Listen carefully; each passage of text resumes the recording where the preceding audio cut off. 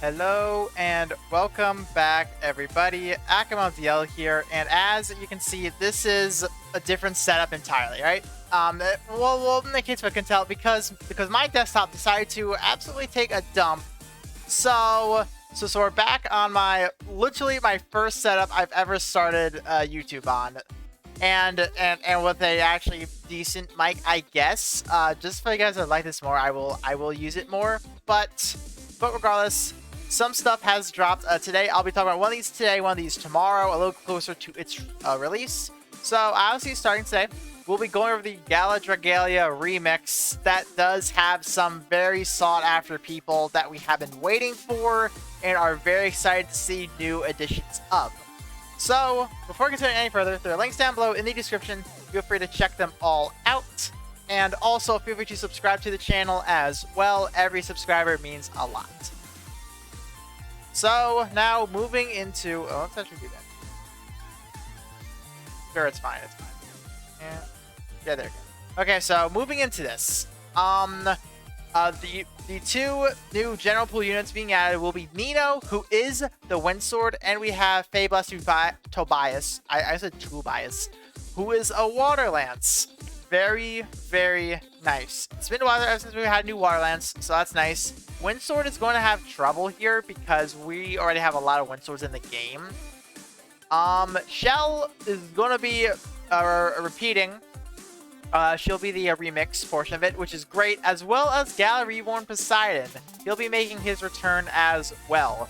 Best water DPS dragon in the game. Very nice. Gala Shell, I do have a feeling that she is going to be used immensely in the next Dominion, but also with Gala Reborn Nidhogg about to come in pretty much 2 weeks at this point. He will not only make a great pair for her, but also great against the Dominion as well. So, right now, prepping Dark teams will be great. Prepping Dark will be great. But, by the way, you guys are here for Nino and Tobias, so let's jump right into it, alright? No more lollygagging, let's just talk about these two. So, we have Nino right here. 5-star Windsword, attack unit. Moving in.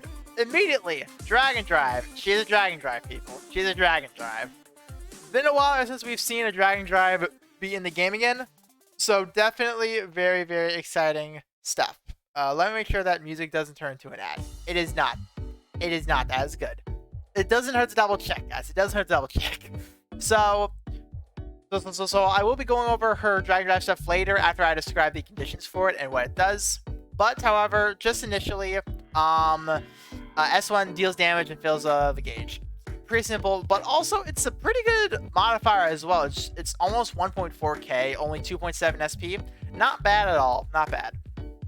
But then also, the S2, outside of Dragon Drive, damage and reduces their strength, in which it will be 10% for 30 seconds, which is crazy, actually.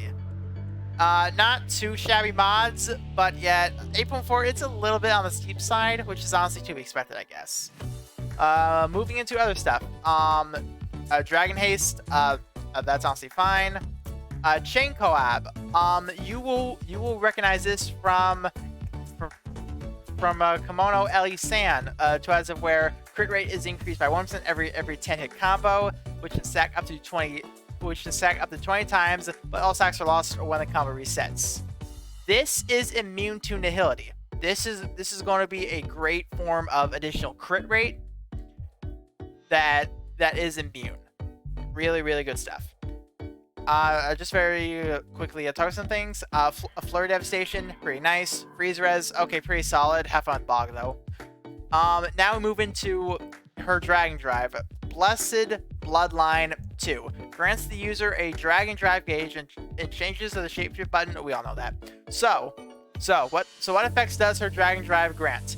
Standard attack, stat checks, and forces strike all charge the Dragon Drive gauge if they connect. Immediately. This is connected to Belina, my bad. Or Belina by some people. Regardless, you know the Dark Dagger that absolutely took MKai by storm. It's her, alright? this is the same effect. So very nice. And also slight buffs beyond that will be strength by 15% and attack rate by 10%. I actually like the attack rate part. I actually like it a lot. But now moving into okay, so now you have Dragon Drive. What do these do now? So S1, you consume some of it, deals damage, and fills 100% of the skill gauge after use. Belna. That's Belna right there. Alright, this is Belna. Skill spamming right there. Very, very nice stuff. Very excited. This alone is tempting me to use her because I love that mechanic. To as of where it's just one full combo, skill. One full combo, skill. It is so much fun. So then moving on to a 2S2. This is not like Belna's, to as of where it's pretty much a nuke, a 2 Dragon Drive. It still does damage. It still reduces strength, but it also adds on defense too, which that only lasts 5 seconds and only 5%. But hey, it's still really, really good. So honestly, just buy everything with her. She might be really good, but however, it will really depend what your box is looking like for Wind Swords. Let's say, for example, if you just own a Templar Hope, you can summon her, but if you own like Gala Ranzel and Gala Leaf, which easily fill the DPS role for Wind Sword, you can skip out on her. Which will chance I might lean more toward that, but I will wait to see how good she really performs. Because if she performs really well, I will summon her. Even though, well, without my computer, don't expect to summon a video immediately, just in case. Because right now my computer is gone. All right, it's gone. It's not even in the room with me. It's at a store getting fixed. So yay, fun stuff. Am I right? Let's moving on to Fey Blessed Tobias, attack unit in the Waterlands.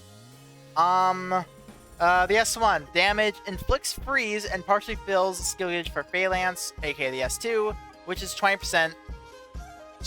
So pretty much like pretty much 4 of these total. I say 4 because of the tab attacks as well. Do not forget to keep those in mind. It's nice. It's nice. You are getting it quicker. Not too bad of an SP cost. 2k mods in of itself pretty good. Shared skill cost is like pretty damn high, but that's to be expected with shared skills. I will need to see the freeze percentage chance though, because if it's 200%, this is going to be really good. If it's not 200%, then honestly, whatever.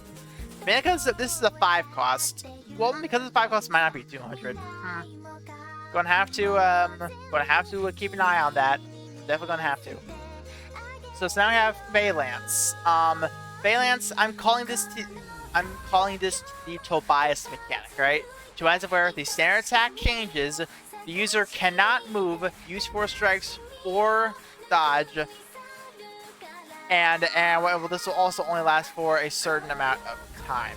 And will also, the SP cost is ridiculous on this, 20k. Like fucking hell. But then also while in the Phalanx form, when this skill is ready for use again, Spiritual Purge will be available, in which it will deal damage and inflict frostbite. To as of which, it's pretty good mods actually. 1.7, that's pretty good.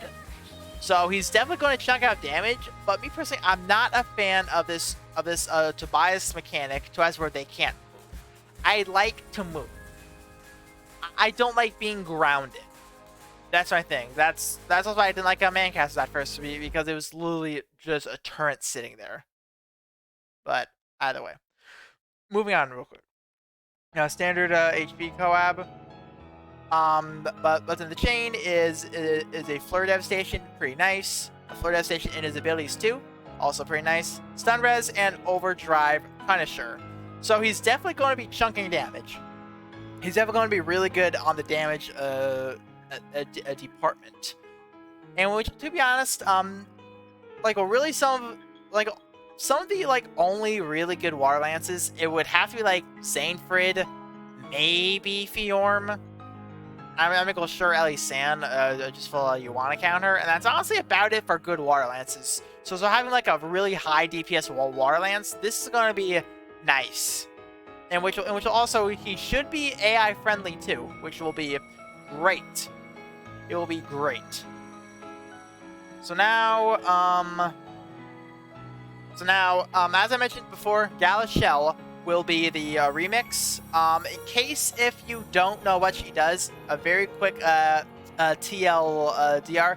S1 damage, inflicts Shadow Blight, more buffs, more damage, up to 15 or more. As a matter of fact, no, the massive damage bonus is given when they use 15 or more. Yeah, it's just more hits. The S2, it will reduce strength of the excuse me. It will reduce strength of the target and as well as in the buff zone. In which, by the way, she can't grant herself a buff zone. I'll get to that shortly. But a gauge accelerator. All right, sure. Pose Shadow Blight Punisher. Whenever you're in a buff zone, you have a Punisher against a Shadow Blight just naturally. It's nice, but Dominion does limit that. I will have to see if she is immune to, if her buff zones are immune to Dominion. I don't think so, to be honest, so I guess we'll find that out. Radiant Psychon, Cat Sith, regardless. Using the, which one is it again? I guess using the S2 will grant her 1 stack of Royal Pride. It can stack up to 10 times, and each stack reduces damage taken by 1%. So therefore, with this, you get 10% damage reduction over time. A dual res, very nice in of itself. But then, as well as just 4 strike damage, 45%, increases it up to an additional 30% based on the number of buffs Shell has. Very nice right there. Very, very nice. She'll be a 4 strike monster, and even with Dominion Prince, right now, you can max out your 4 strike damage. So this is going to be hitting really, really hard. And when she's 5 or more Royal Pride stacks, creates a buff zone around her that reduces damage by 10%. So pretty much, she automatically has a buff zone around her that will grant her even more damage reduction, and therefore also trigger her Shadow Blight Punisher initially. So overall, she is really good, but her issue is that she wants to do so many things at once. Hopefully with Dominion Prince, this can be fixed for her. That's what we're hoping. And there has to be a reason that they're dropping her now before the Light Dominion. So she's definitely going to have some usage. I'm expecting her to come roaring back, especially with Gala Reborn Nidhogg as well. She might be a near... Like I hate to say this, but she might be a must summon for it. Based off of how they're doing it, she might be a must summon. I know it's a tough bowl to swallow, but she might be a must summon. But then Poseidon, well, I feel like I don't need to explain them all that much. I can use the skill up to 2 times, 7% strength, but then just outright 30% damage modifier for 4 or 5 seconds every time your Dragon Gauge fills by 10%. Just really dumb good. Best water DPS, so I'll leave it at that. Just leave that alone. But overall thoughts, these units, they do seem really damn good. They seem really good for general pool units. Also very sought after as well, especially with the recent story event. I've yet to read it, so don't judge me yet. I still have yet to read it, so I'll just leave that alone for now. But hopefully you guys did end up enjoying this video. Hopefully you guys do use your currency wisely, because after this banner will be the 1,000 days banner. 1,000 days of Dragalia Lost being active. That banner is next. That's gonna be something special. Followed by the Gala. So yeah. So these next couple weeks, they're gonna be rough. They're going to be really damn rough, so just be very, very careful. And until then, I'll see you all tomorrow, where I talk about someone else, and which will also hopefully you guys do bear with me on this type of setup. This should not last for long. Only these next couple of videos, as I'm trying to get back to the swing of things a little bit. Now with E3 dying down, literally. And I'll see you all next time. See ya.